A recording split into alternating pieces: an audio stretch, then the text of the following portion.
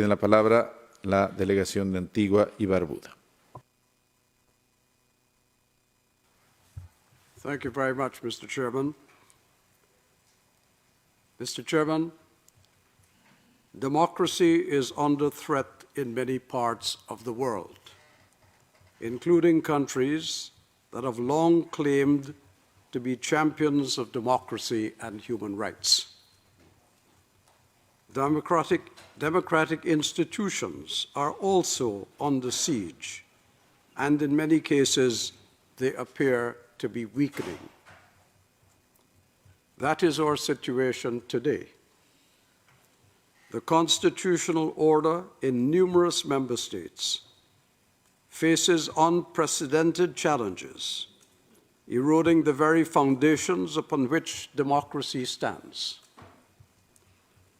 Feeding the rise of these unwelcome phenomena is the deliberate use of misinformation and disinformation, now amplified by artificial intelligence, making it increasingly difficult to distinguish fact from fiction. Even more troubling is the deliberate spread of falsehoods, not by rogue actors alone, but by figures of great authority in member states, weaponized as a tool for persuasion. This development corrodes public trust, distorts democratic discourse, and ultimately weakens the Inter-American Democratic Charter itself. Mr. Chairman, if ever there was a time for institutions and peoples to stand up firmly in defense of the tenets of the Charter, that time is now. We find ourselves in a period of great uncertainty and trepidation. The only path back to trust, stability, and confidence in a rules-based international order is through the unwavering respect for democracy by all nations and a firm commitment by all institutions to uphold the principles enshrined in the United Nations Charter, the OAS Charter, and particularly the Inter-American Democratic Charter. No single nation can meet this challenge alone, Mr. Chairman. The defense of democracy is a collective responsibility, and the OAS, as the leading multilateral institution in the Americas, has a duty to ensure that the Inter-American Democratic Charter remains a living, enforceable instrument, not just an aspirational document. The Charter provides a clear framework for the protection of democratic institutions, the rule of law, and the fundamental rights of citizens, and its implementation must be reinforced with renewed urgency, albeit with due regard to the principles of non-interference in the internal affairs of states.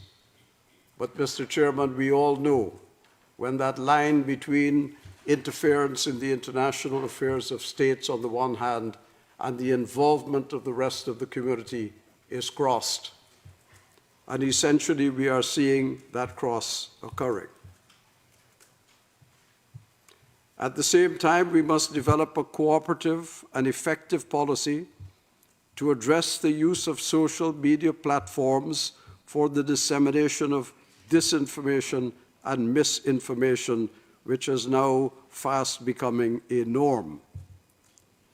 We ought not to live in a world where every statement and every claim must be relentlessly fact-checked to see if they are true or not. Such an environment breeds distrust, and distrust breeds hostility. Hostility, in turn, leads to conflict, conflict that must be avoided at all costs if our shared planet is to remain politically stable, economically prosperous, and peaceful for the benefit of all our peoples. Mr. Chairman, Antigua and Barbuda remains steadfast in its commitment to these principles, which are vital to us as a small state.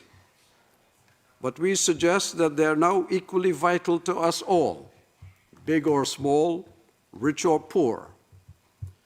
Therefore, we urge all member states,